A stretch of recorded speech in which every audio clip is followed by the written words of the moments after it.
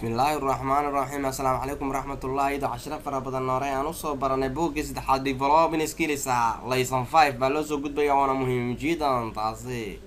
waana Somali Star online training casharadii faraha badnaa oo mihigaanka ahaa oo taxanaa ahaa injineer Maxamed Axmed Barre casharadiisii ayaan la wada socon doonaa. buugga saddexaad baa loo soo gudbay koowaad iyo labaadna horaa loo soo qaatay buugga afraad oo influence la yiraahdo sida u luqsiga badan baa la soo gudgal doonaa kan markuu dhamaado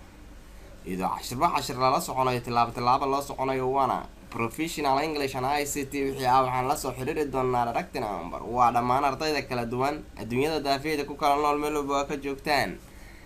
أرتدي يكون ولد أريزونا زاندياغو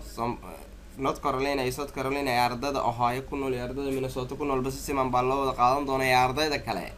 لندن برينغهام سيتي يكون ولد أرتدي إنديا يكون ولد سيدا ماليزيا iyo Hindiya ku kala nool iyo ardayda Bangladesh ku nool iyo ardayda Turkiga iyo ardayda ku nool Saudi Arabia iyo Dubai iyo ardayda kale degan iyo Norway iyo Denmark iyo Sweden ku nool iyo ardayda Germany ku nool iyo ardayda kale oo ku nool Africa Kenya iyo Djibouti iyo ardayda Maine Soomaaliya ku nool sida Muqdisho Hargeysa Boosaaso Galkacyo Garowe Shabeellaha Dhexe Jubbada Hoose iyo Jubbada Dhexe iyo ardayda ku nool hiiraan galgaduud iyo midug ku nool si siman baa loo wada heli doonaa waana dhammaan ardayda kala duwan meel walba adduunka kaga joogtaan halkaasaan kasii faa'iideysan doonaa anagoo casharo fara badan iyo buugaag fara badan soo duubnay. waxaan sii maraynaa buuggii saddexaad oo ahaa developing skills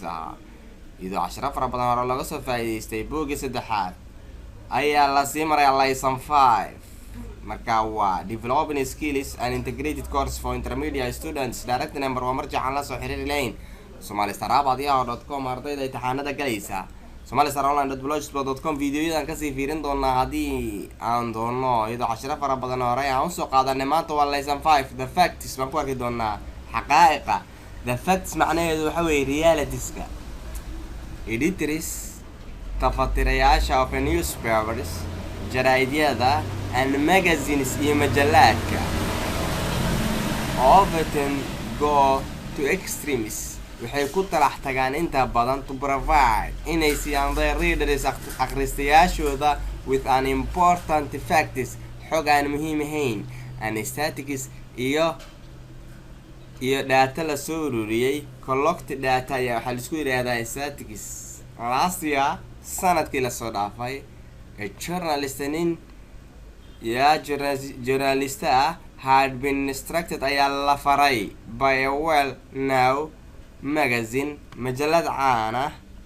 to write inuu soo qoro an article maqaal ka soo qoro. article way macno badan tahay, mar waa shay, mar waa qodob, mar waa maqaal.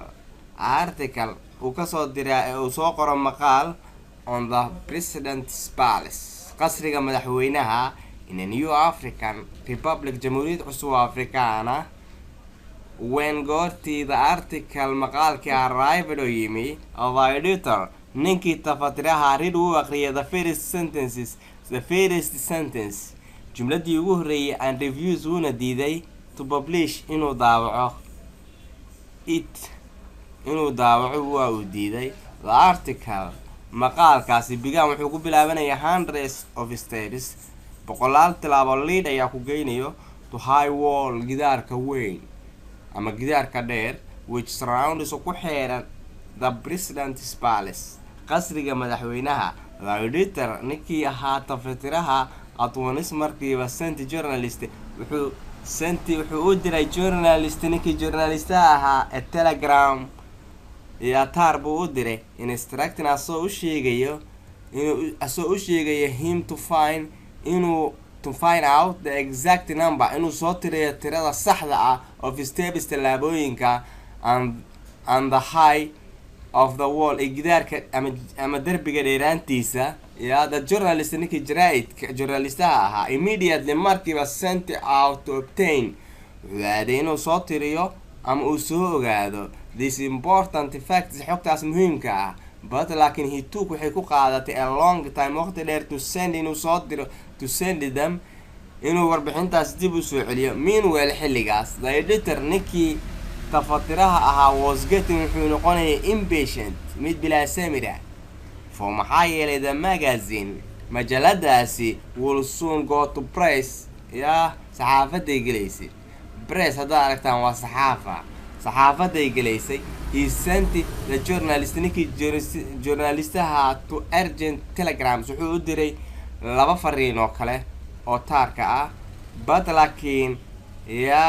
but laakiin no receive no reply kamuusan helin jawaab receive no reply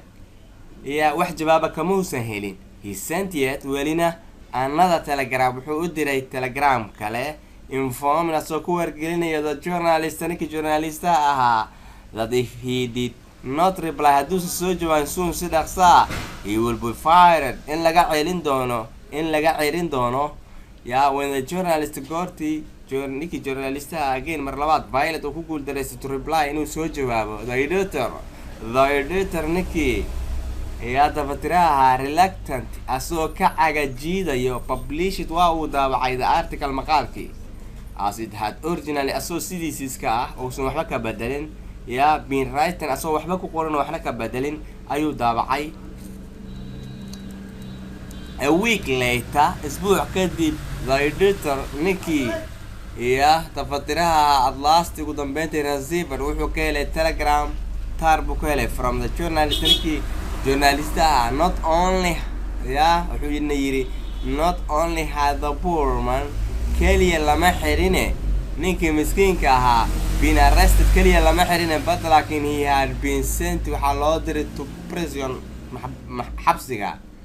as well sidoo kale however si walbay ahaata he had at last ugu dambeyntii been allowed waxaa loo ogolaaday tusan inuu dirsado a cable waxaa la yidhahdaa xarigga korontada weyn oo danabka oo korontada ama taleefanada qaada fiilada qaada ama cable la yidhaahdaa laakiin cable waxay ugu jirtaa telegram oo kale ama taar oo kale ugu jirtaa at last ugu dambeyntii baa la yidhi been allowed waxaa loo ogolaaday to send inuu dirsado a cable telegram inuu dirsado in which he informed asoo ku wargelinayo the editor tafatirihii that he had been arrested in la xiray well counting markuu tirinayay the 1084 steps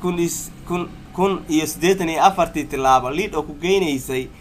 15 foot wall derbigii 15 feet ahaa surrounded oo ku xeerneed the president palace qasriga madaxweynaha vocabulary-ga waxaa keeni doontaa give another word eray kale to phrase ama waro eke to replace ha ku bedeli karto the following adoo raacayo words erayada as they are used aan u isticmaalnay in the passage ama qoraalkii ama waxaan soo aqrinaynay warqadihii aan soo aqrinaynay baa passage la yidhaahdaa journalist waa media person oo kale baa ku bedeli kartaa instructedna waa informed oo kale well now majalad caana well now publishna waa daabacaadii iyadoo cashira fara badan well now published